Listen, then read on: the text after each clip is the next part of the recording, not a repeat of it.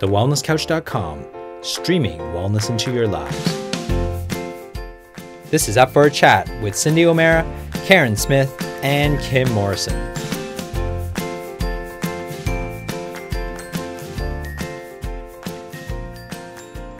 Here we are, up for a chat about the hottest topics that are important to you, inspiring you to awaken the change within. I'm Karen Smith. Kimmy, are you there? I'm Kim Morrison. I'm like going, am I meant to be second? And I'm Cindy O'Meara. I love it. Oh my goodness, that's hilarious. That was hilarious. The silence got me, Kimmy. It got me, and I went, am I meant to be second? I think that's the first time we've ever gotten our names mixed up. I think it is. I'm so sorry, guys. But this is Up for a Chat, and we do like to chat. So we have got somebody super awesome on the show with us today. I'm so excited for you to actually talk about her, Cindy, because the beautiful Beck is one of your incredible graduates from your program, and I watched a video that she created talking about what she's doing in the world of nutrition and how she's helping others. And I have to say, and I'm going to let you say hello in a sec, Beck, but I just want to say, when I was watching your video, I had tears streaming down my face. That's One, beautiful. because I was so inspired by you, and two, to see the tiny faces of the people that you're making the greatest impact on made me feel like that's a life worth living 100 times over. So I'm so in awe of you. Congratulations on what you've achieved with Cindy's program. Congratulations on everything that you're achieving in your life. And our listeners are all going to be on bended knee as they listen to this podcast, guys. So everybody, please make sure that you drop everything that you're doing. If you're vacuuming, turn it off. If you're out doing a run, keep running, but know that this is going to be a really inspiring podcast. And just get ready to be in the presence of somebody who is wired to make a massive difference on this planet. So that's enough from me. Over to you. Welcome, Beck. Well, thank you very much, ladies. That was beautiful, Karen. Thank you. Let me just tell you how I met Beck. So I met Beck through a really good friend of mine, Carmen Atkinson, who's a chiropractor, who is a powerhouse in herself. And Beck is a policewoman. Are you still a policewoman, Beck? I am. I've taken some long-term leave at the moment, so I'm focusing on this stuff now, but I am still a police officer, yes. Yeah. So Beck's a police officer, and she wanted a change in her life, and she decided that nutrition was what she wanted to do, and you know, through Carmen and her interest in health, and then meeting me and realizing I had a nutrition program. Beck is a single parent. She's a policewoman. She takes on my nutrition program, which takes 12 months to do, and she tackled it with the most amazing study habits, organization. Beck, I can't remember, how long did it take you to complete it? I think I finished mid-June, so we started in Feb, so Feb, March, April, May, June, like 5 months, close to 5 months, yeah. No one's done that. Not any. Even I have people who have degrees, who have know how to study and do everything. Beck, we were so impressed with what you did, and we want to talk to you because from that you are now doing some amazing things with children. So, yes. First of all, let's talk about your life as a policewoman. What's it like in Ballarat and doing what you do? Well, Cindy, I've been with Victoria Police for 11 years now. So I joined very young. It was something that I looked at very early after finishing school, and all my friends had gone off to uni. I did grow up in Ballarat, so most of my friends had gone to Melbourne or Geelong. I stayed in Ballarat and, funnily enough, went to study food science. It's always been an interest of mine, the nutrition side of things, but I was there for about 6 months, and it just wasn't my thing at that time in terms of the way that the university was was ran, and it just didn't suit me. So I started to look into policing, more so just, I guess, to fulfill my compassionate side that I have. And I knew that doing policing, you can help so many different people in so many different areas of their life. And that was probably the main factor as to why I joined. And at that time, I also saw it as an opportunity to go and study for, at that time, was 5 months, and then have a guaranteed job at the end of it as well. So I applied for Victoria Police, and the process for me took about a year and a half. And I started. I was 21 when I started. So since then, I started in Melbourne. So I started in Paran, and I worked there for a couple of years. I came back to Ballarat, where my family were, and then I went back to the city, so back to Melbourne, and did a couple more years there, then back to Ballarat. So I've gone to a few different places over my 11 years and had a lot of different experiences with Vicpol. Oh, look, I can't even imagine it. My husband's an ex-policeman from 9 years. He was in Auckland, and he got out of the police. Now, this is the 80s he got out of the police, realising that, it was getting tough out there. It was getting really tough out there. So I take my hat off to you that you have stayed in the police force for 11 years as a young woman, and you're a petite little thing. You're not, a big burly guy out there. You're and you're very young looking too. I didn't realise you're in your 30s. I thought you were still. I know. I get that often, and I've had that. Well, obviously, I joined when I was 21, and I often, working in the night scene, particularly in and around Paran, like people would come up and ask if I even had my license yet, and I and people wondering, like, are you just doing some work experience with them or what sort of thing? So I don't look my age. I hear that often, but So it seems like helping is something that you really want to do. Because, being in the police force is about serving people and helping people. Would you like to tell us a story about your policing days where you feel you've really made a difference? To be honest, it's probably most recently that I really had that feeling where I made or impacted greatly. If I could spend some time thinking about it, I'm sure there's plenty of things along the way. My passion, obviously, doing what I'm doing now with the nutrition stuff, is just with kids. So more recently, I had the opportunity working at Ballarat to work with the Proactive unit, and I went to the Proactive unit, who do a lot of community engagement stuff, a lot of in-school programs. Yeah. That area suits me to a T, so I was having a great time there, and I initiated a skate park competition for the youth of Ballarat. And so working within Victoria Police, the Blue Light Foundation, and some other networking locally with some just shops and stores to support the event, so we could give prizes and things like that, I was able to bring together, I think on the day we ended up having about 130 youth from about 8 to 24 compete throughout the day, either on scooter, skateboard or BMX.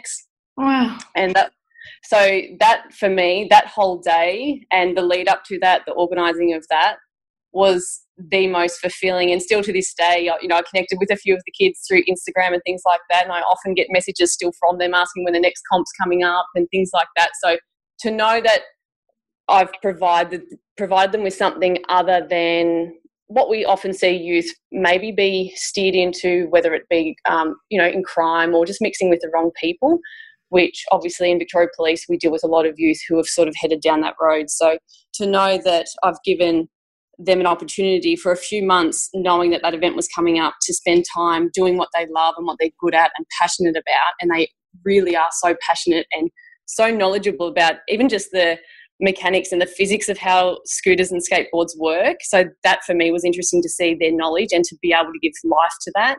So that event earlier in the year was, I would say, the most fulfilling thing that I've done. Having said that, I was also lucky enough in 2012 to participate in, again, another community engagement program run by Victoria Police, which we know as Cop Coda, where members of Victoria Police interact with the Flemington community. And it was a program that was initiated in 2006 to build, to bridge that gap between police and at that time, the African community in and around Flemington in the city.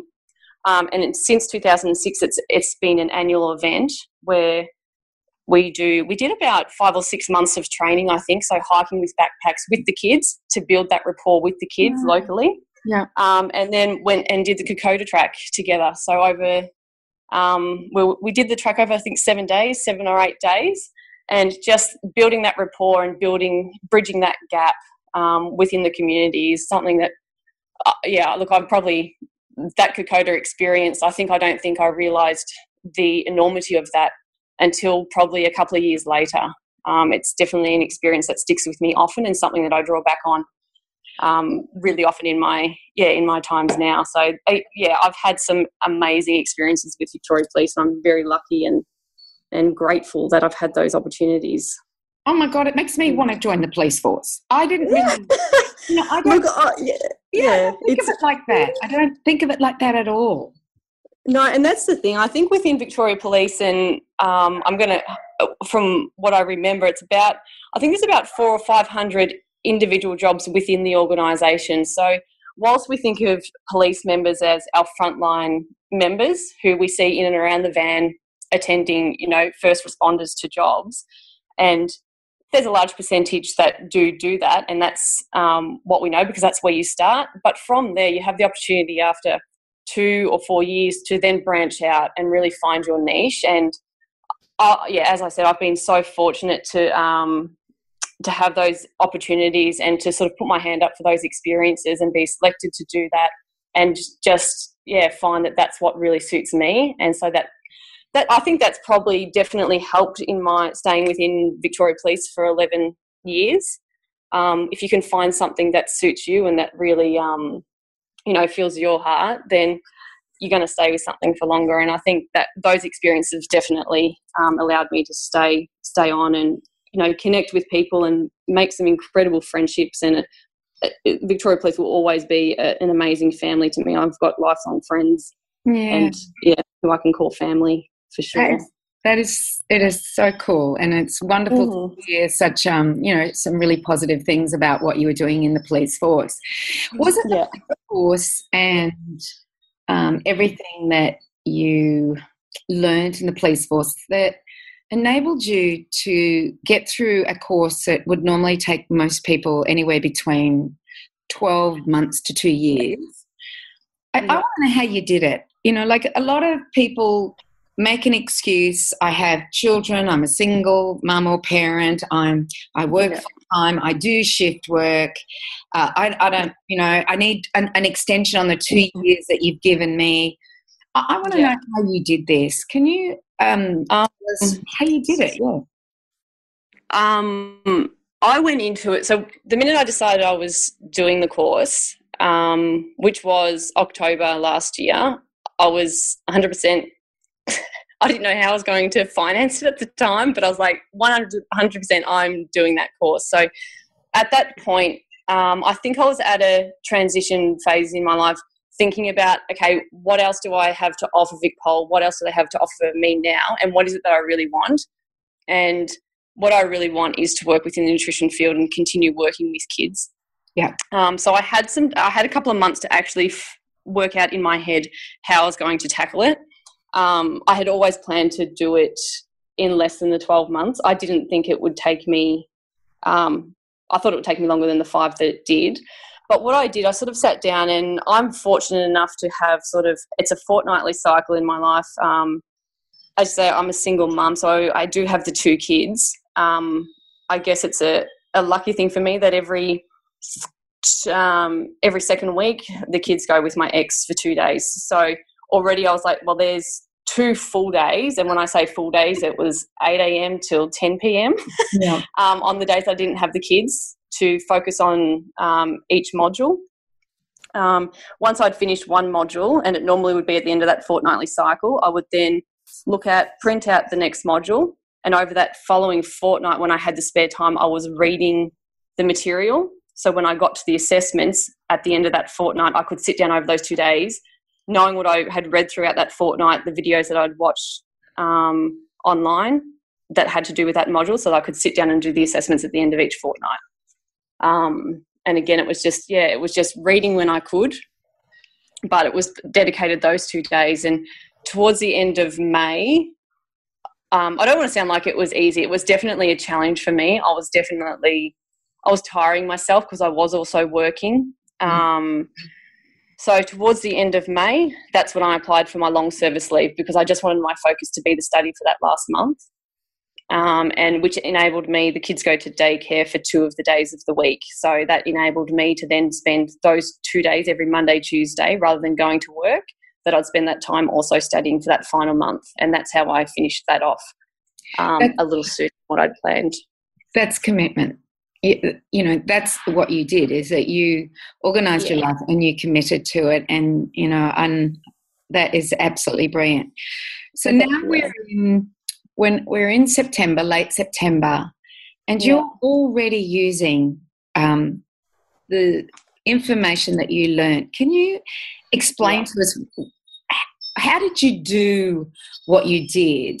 And then what are you doing? Let's talk about, how did you formulate up with this plan and be able to do what you're doing right now?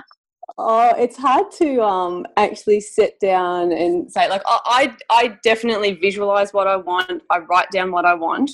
Often for me, my creative mind just goes. I could be in a supermarket and all of a sudden some creative idea just pops into my head, and it's like, it might be a combination of experiences that I've had that all of a sudden pop an idea into my head. So the idea of what I am doing is teaching in schools and teaching nutrition in schools to kids. So that idea, I think it manifested a couple of years ago. When I first had my son, who's 4 now, during that maternity leave, I applied to do primary school teaching. So primary teaching is something I've always had an interest in. And not surprisingly, when I did that course, it's a 4-year course. I never completed it, but in the 12 months I had maternity leave, I did 2 years of study in that first year off in my maternity leave.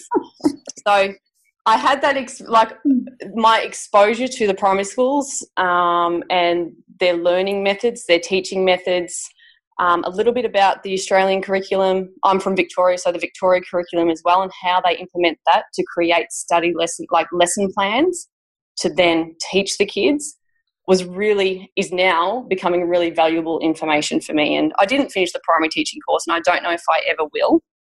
I've deferred from that for now to focus on some other things, but I still got 2 years to do. But having said that, the idea of teaching in schools, something that I've always been interested in, but now it's an exciting thing for me to go, well, I can combine my passion for teaching kids in schools with my passion and my purpose of nutrition together, and it's incredibly exciting for me.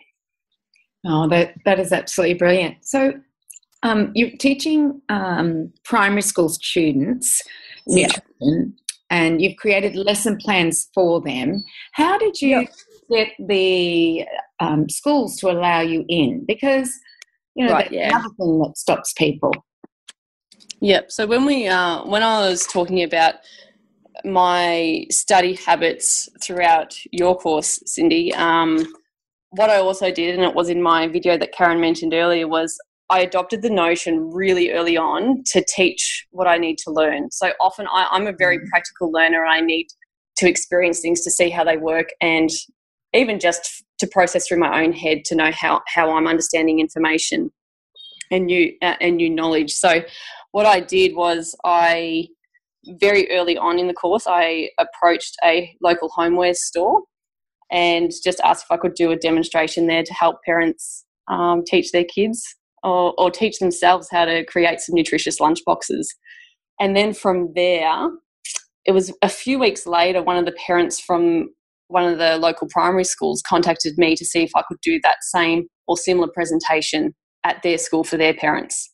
So they'd obviously seen it at the homeware store and thought it would be valuable to teach the parents there, because what I was hearing at that really early stage was that some parents were sending kids to school with packets of Tim Tams for their morning recess, or the kids are going with no breakfast to school. And so when I'm hearing this information, I mean, I can't help but sort of go into, saving mode and think, okay, I've got to do something here, because hearing that is, so it's sort of, for me, it just inspires something in me that's not okay, and it's not what we should be teaching our kids. And it doesn't have to be, creating nutritious snacks for our kids doesn't have to be hard.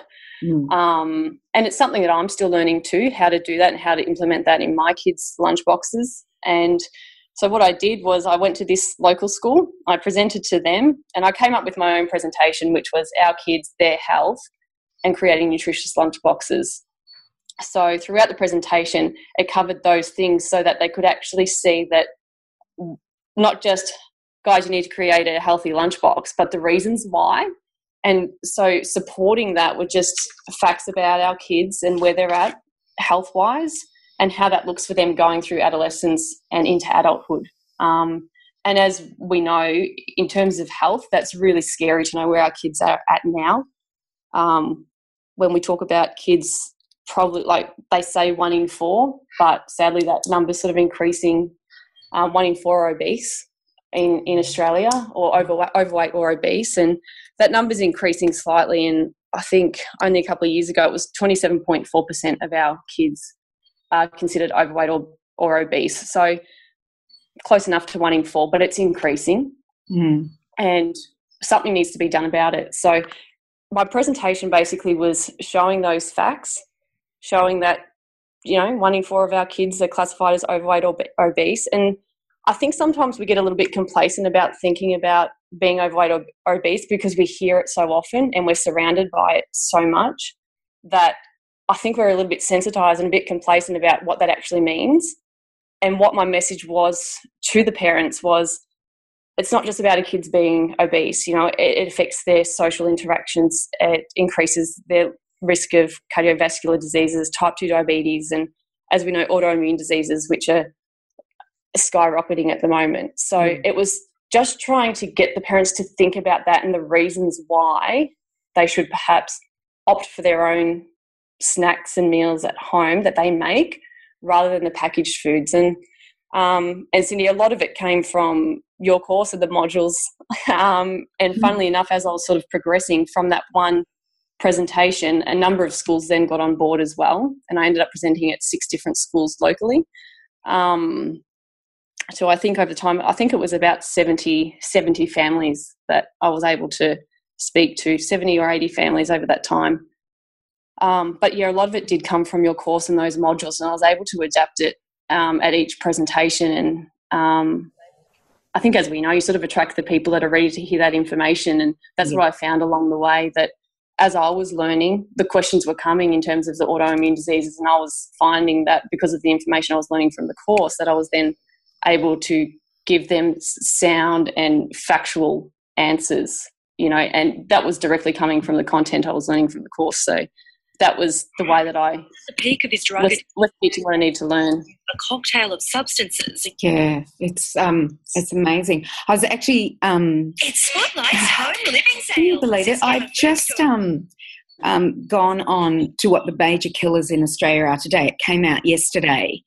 Yeah. And, that's the video playing in the background? Yeah, I just put it on, and how it just spotlights right up again, and it was spotlighting. But I just went on it because this is what's happening, is that if we don't grab these kids and the parents of the kids to do this, then this is where we end up. And heart disease is the biggest killer at 12.4%. There were something like 10,000 deaths as a result of heart disease. But then, they go into, but we've saved a lot of people because we saved them at the heart attack. We know how to do saving. They're still getting the disease. They're still, there's still a problem. But pancreatic cancer was, I think, 14th. Prostate was 12th. But for women, I think the biggest, what really scared me was amongst our youth, I can't remember the exact age, and I'm just trying to find it here because I read it yesterday. Suicide is the leading killer. Yeah. That is scary. Yeah, here it is. So- Suicide is the leading cause of death among 15 to 44-year-olds and Yep. remains the leading cause of premature mortality in Australia. You know, that really freaked me out, because the amount of young children, and whether it's our primary school kids, but the amount of young children that are depressed or have anxiety and are being given these psychotropic drugs. Like, Yep. And yeah, as you say, that statistic, and whilst we know there's a number of factors that will contribute to, I guess, a mental illness that then results in suicide, I think it's important for people to understand. And I mean, people have a hard time convincing me that nutrition doesn't play a huge role in improving that. And I think, as we know, with the information that's coming through in the research and studies into the gut-brain connection, that if we can obviously fix the gut, then we can fix what's happening in the brain. And I think my passion is for the primary school children, and I think if we equip them with the knowledge, and I try and make it a fun, interactive lessons, and the feedback I get is that the kids have a great time, but within the lessons, I try and encourage the kids to know about the foods and how it affects their body. So just simple things like, this will make me feel happy, or this will give me energy to play throughout the day. And I think that healthy association at that young age, when they're getting to teenage years where, you know, anxiety, depression and that are becoming more prevalent, that they can then go, oh, I like to think that at that stage they might be skillful enough or knowledgeable enough to then go, well, if I eat those foods, they can make me feel happy. Yeah. The ins and outs of the food and the science behind the foods, for a young age and for where we're at, I don't think, I could read about it all day and learn about it all day. But I think if we can just equip people with those basic knowledge, that they associate their food with feelings, or that food with eliminating, the feelings of anxiety and depression, that we can combat that mental illness and that suicide. Like, that's a scary statistic. It is. Well, I read it yesterday, and I was like, oh my goodness, I did not realise that. Yeah. And that's mental illness, really, because yes, nobody who's happy is going to want to leave the world. It's usually because they have anxiety or depression, or things just aren't working for them. And as a policewoman, I'm sure you have seen this.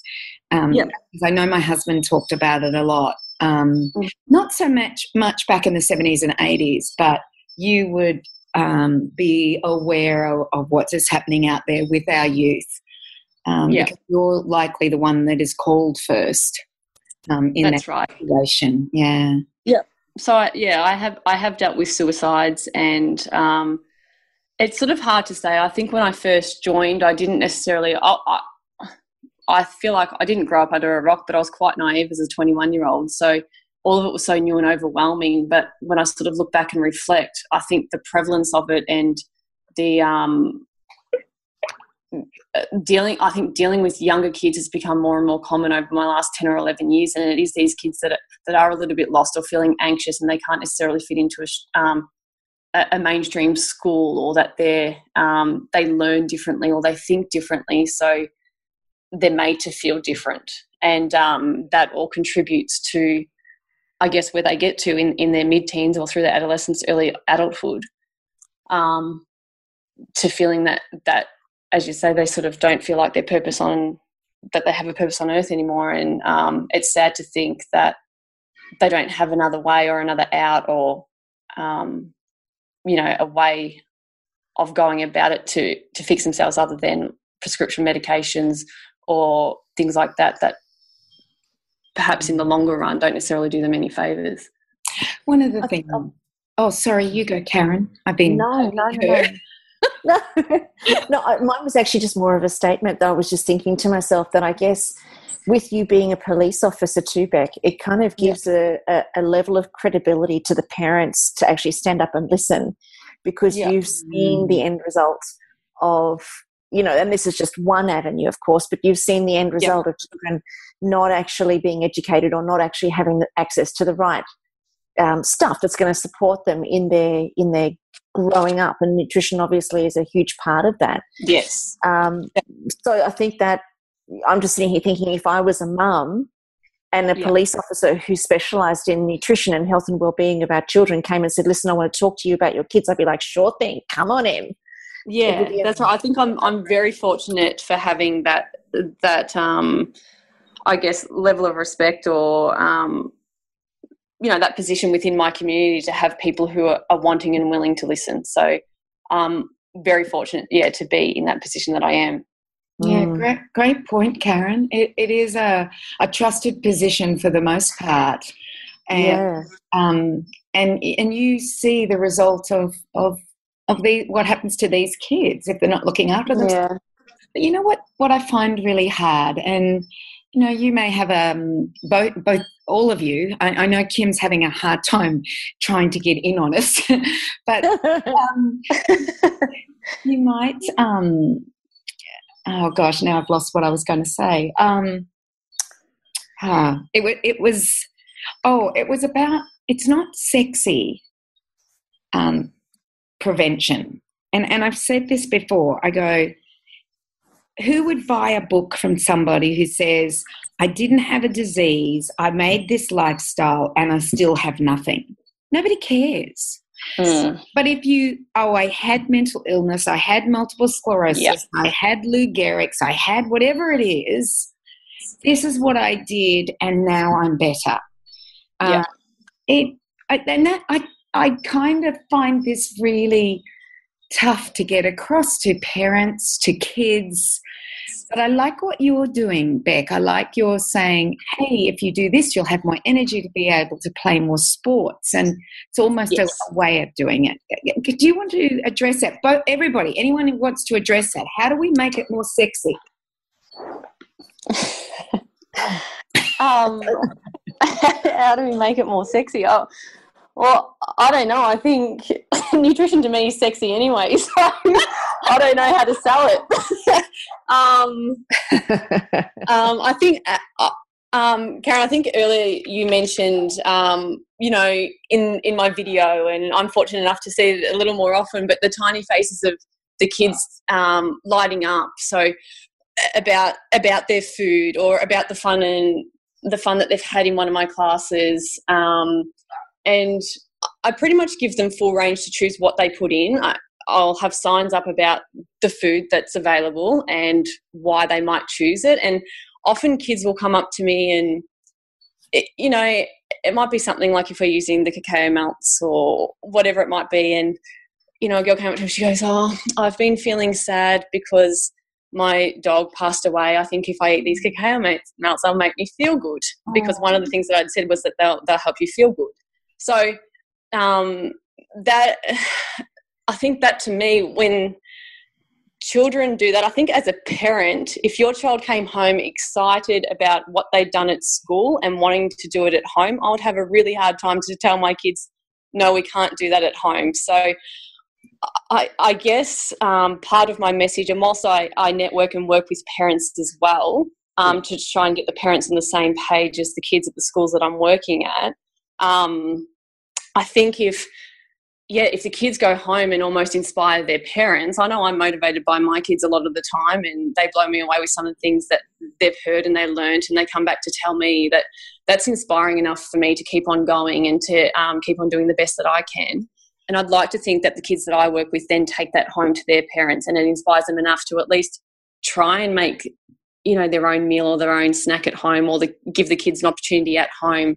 And I think, if you're not necessarily sexy, but I think being motivated, inspired by your own children to do better, the kids naturally get excited by the foods. They are very intrigued and interested to know the effects that they can have on their body. So, as you said, Karen, like seeing their faces light up, I can't get enough of that. And absolutely, I could do, as you said, 100 times over. Absolutely more than fulfilling for me. And I often say that if I could just get my kids to the teens and know that they can get home from school and make a nutritious snack after school instead of, hoeing down biscuits and ice cream or whatever it might be as their after school snack. If I know that I can be at work and the kids can go home and make themselves a nutritious smoothie or a whole food snack, I would be completely happy and fulfilled. And I'd like to think that having kids go home and talk to their parents about what they did at school that parents might end up being on that same page as me, just trusting that their kids can be self-sufficient and at a teenage age. Yeah, and I think it's important. So Beck, can I come in? Oh, Kimmy, hello. Oh, God, you can hear me. I can. Okay, so Beck, I just want to say huge congrats, and it's amazing. And I think what you're doing is incredible. I've got a couple of questions and even a comment for you. Yeah. I would just like to say your comment just then about the teenagers and coming home knowing that they can do that. I'm just going to add in on that. Let's just say that you hope that the groundwork that you do will support them to make decisions, because I can assure you they do not necessarily eat what we teach them when they're young, when they're a teenager. They're very naughty. No, but they often will do things just to defy you. So the greatest thing about that, those that are listening that have got teenagers, you'll know that the groundwork is in there. Or often they're not, they will come back if they go off track. Yeah. So I thought that was really cool. I also wondered, do you know, you named yourself Omaha Mum, and I just wanted to know is there a meaning in behind Omaha Mum? Do you know what it means? Yeah, so Omaha Mum is my Instagram. Do you know that it's a Maori word in New Zealand? Pardon? Did you know that Omaha is actually a Maori word and it stands for place of pleasure? Did you know that? No, well, where I got the name from was the origin of the story that I read was to do with the traditional American, so Omaha, Nebraska. Is it Omaha, Nebraska? Yeah. So the Omaha people, the story that I read were that there were a tribe of people and they were people of the water. And at some stage, part of the tribe realised that the way that they were living along the river and with the water was no longer sustainable for them. So there was part of the tribe that wanted to venture inland and create a more sustainable way of living. And it created division within the tribe. And as a result, half the tribe continued along the water, half went inland to create a better lifestyle for themselves. And when Cindy, you mentioned Carmen earlier. This was a conversation that I had with Carmen trying to come up with a name, and I basically was sort of saying what I wanted to inspire in people and what change I wanted to make, and she's sitting there on Google sort of trying to find stories and trying to find a name that would capture what I wanted to, pretty much capturing the legacy that I want to leave. And we came across this story of the Omaha tribe, and I guess it was just what I want to inspire in people is to be confident enough to make that change. And even if you're just wondering will that be a more sustainable way of living, just to have the courage to think outside the box and think there must be a different way, because I think the way that we're all heading now isn't sustainable, and a lot of people need to make that change, and that's where the name Omaha comes from. But I hadn't heard, Kim, the place of pleasure origin from the Maori. Yeah, it's pretty cool. And I think from a mum's perspective, home is always, we could look at that as a place of pleasure, particularly when it's around health and wellness. Yeah, I think it's brilliant too, and I love the Omaha story. And it's just an hour's north of Auckland, just in case you're wondering. It's the most beautiful bit, and it's just exquisite. So I will get there one day for sure. New Zealand is on my list. Get a photo with the stand there and have us stand some. Yeah. Hey, I just wanted to ask you, with your background as a policewoman, etc., and your knowledge and your passion around children health and wellness, one thing I'm just curious, because Cindy, Karen and I are all like this as well. We're one-man bands. We're all doing the best that we can. And yes, sometimes we have a team of people in behind us. And yes, we have people supporting us. But I'm just wondering what your big picture is with this. Do you intend to be a Tiger Woods kind of business model where you're out the front and it's only you? Or are you hoping or have a big picture dream that other police people that are interested in interested in food and nutrition, other mums, what's your big picture view with Omaha Mum or your vision itself with what you're doing?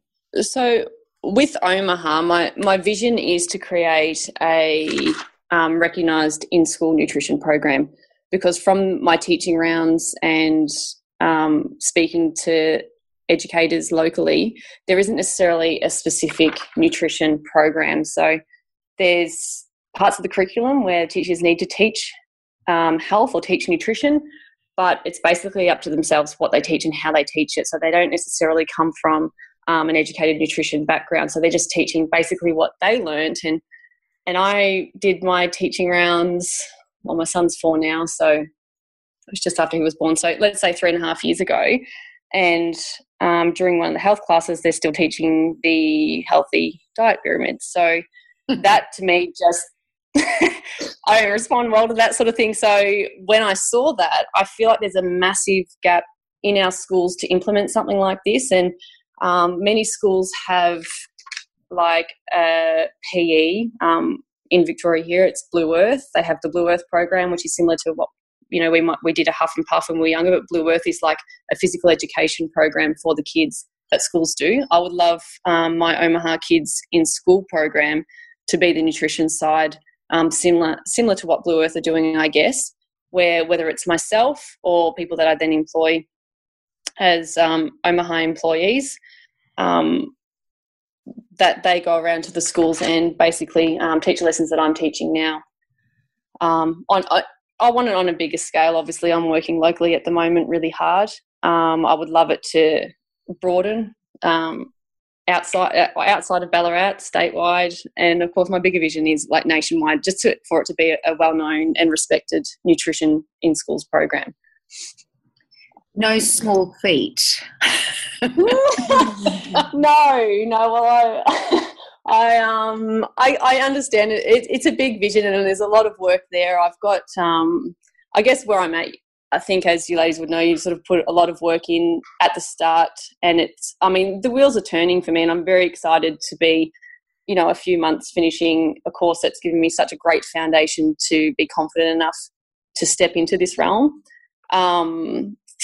But there's a lot of work going on right now that's not necessarily coming off, but I'm confident enough that if I keep on working hard, I'm fortunate enough that my sister is a teacher of 10 years and a very good teacher at that. So she's been incredible in helping me come up with the lesson plan. So basically it's my visions, and I'll say, well, I want to teach kids this, this and this.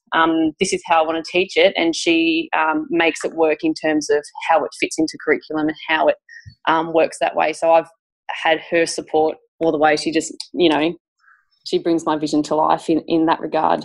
So I'm confident that I can get it going, but again, it's just time. It's almost your life's been orchestrated. You have all the key people in the right places.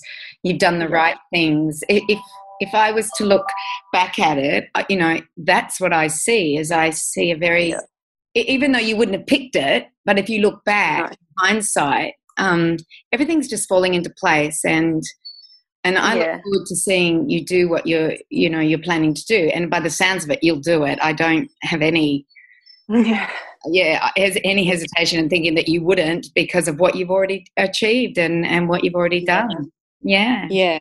Well, I like to think so too. And as I say, I'm more than prepared to put the hard work in, and potentially it may mean a complete break from Victoria Police. But again, that's just something to consider and just see how it may work. But my passion and drive is with my Omaha Kids stuff at the moment, and I definitely want to just keep my energy going there, because as I said, I'm very early days and I can see the wheels turning, and just with the small amount of work I'm doing now and networking with local schools, I've been fortunate enough to have opportunities pop up, and as we know, if you're on the right path, the opportunities come.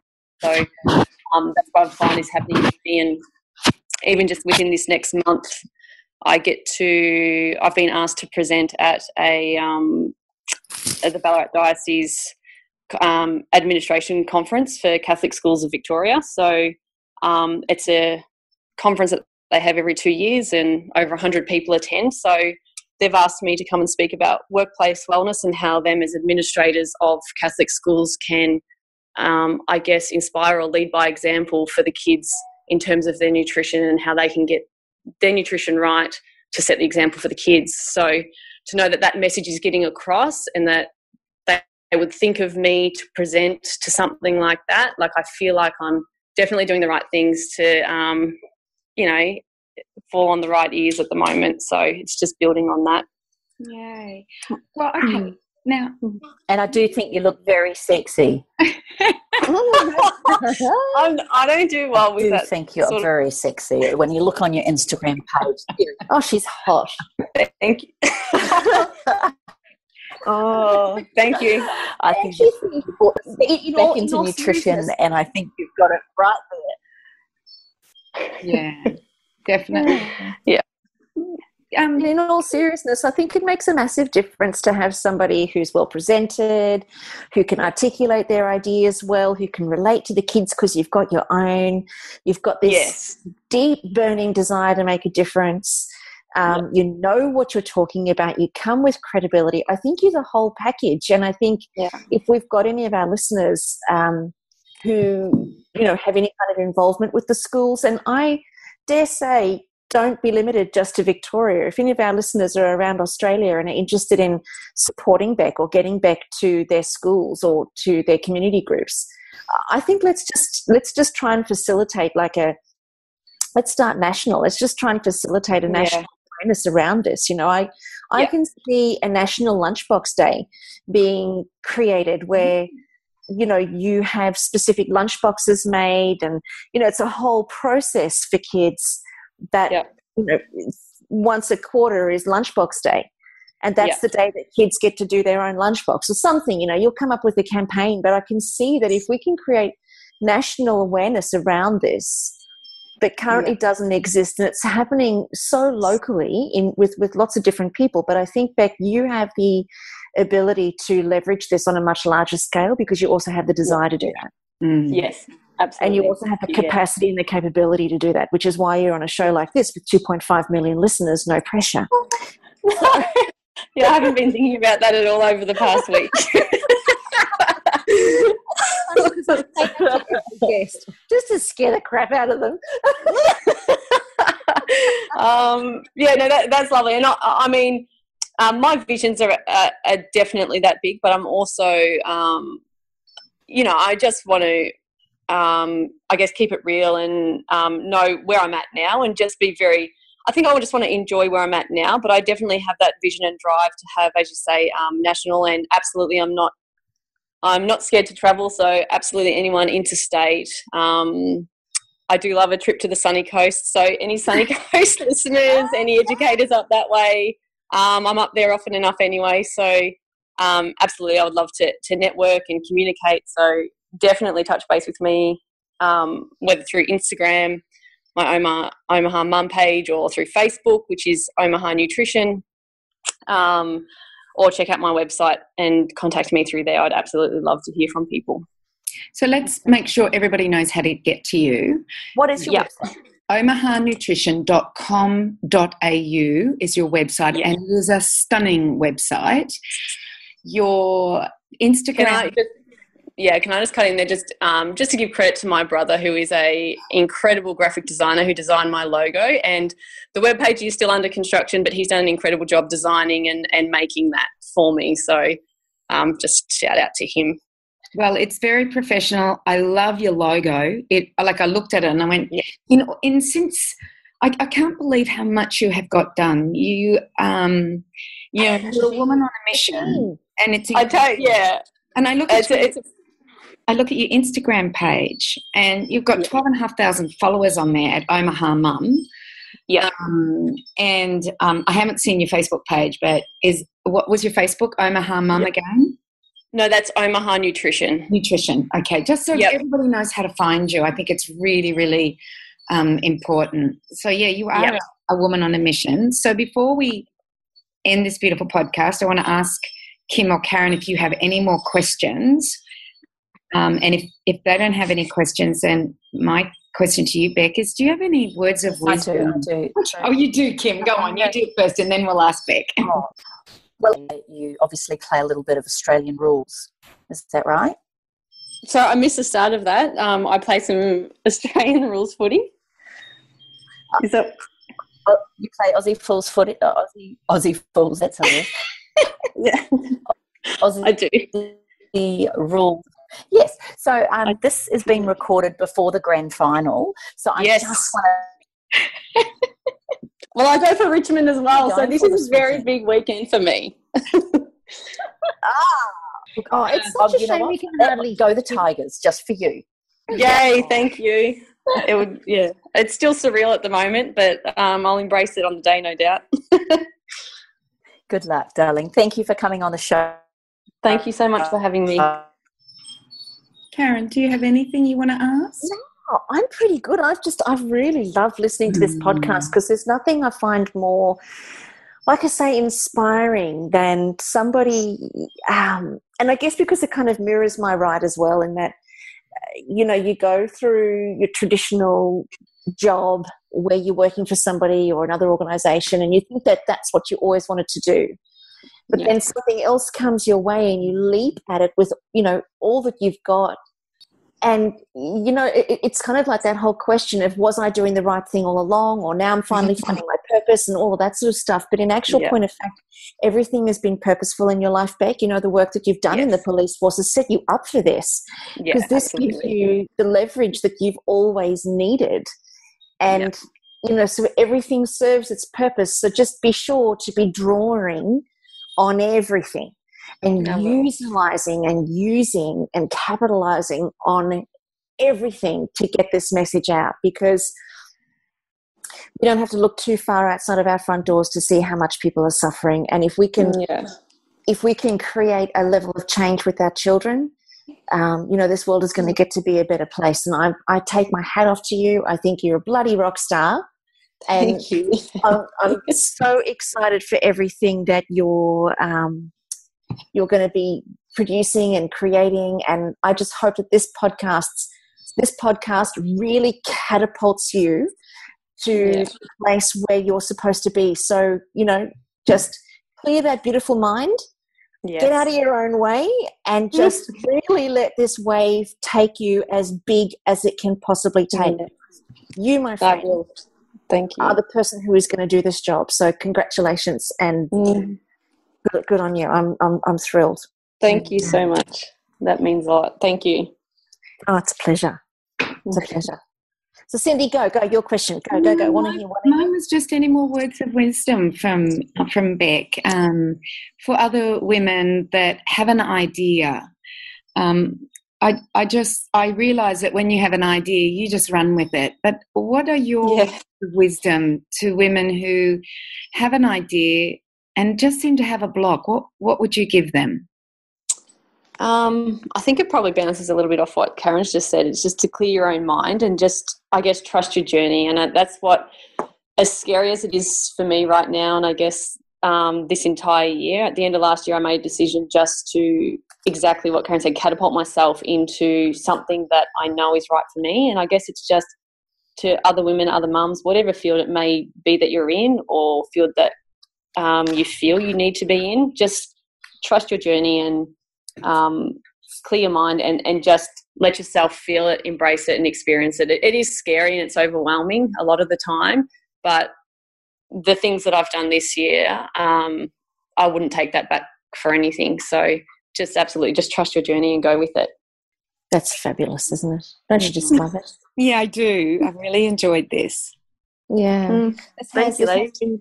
Beautiful podcast. And again, for everybody that's listening, if you feel like you could definitely use the support or the help of Beck, you guys have got all of her details on how to reach out to her, and we're going to make sure that all of those contact information is in the show notes as well.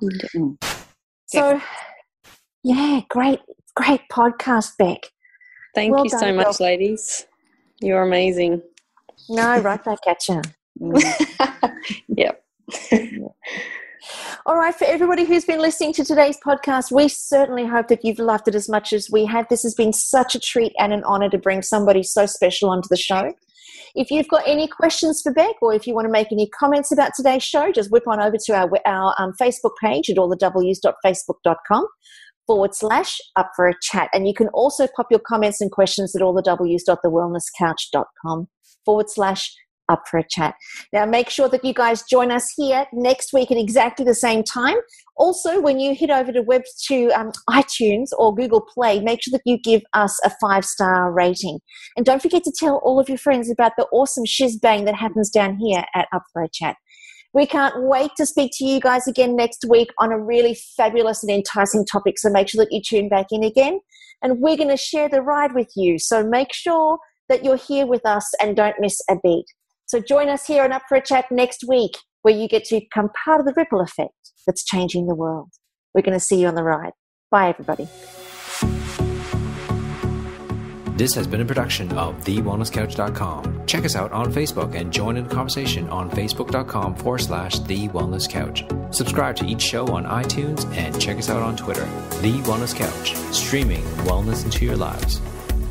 Whilst the Wellness Couch presenter endeavor to provide accurate and helpful information to their listeners, these podcasts cannot take into account individual circumstances and are not intended to be a substitute for health and medical advice from a qualified health professional. You should always seek the advice of a qualified health professional before acting on any of the information provided by any of the Wellness Couch podcasts.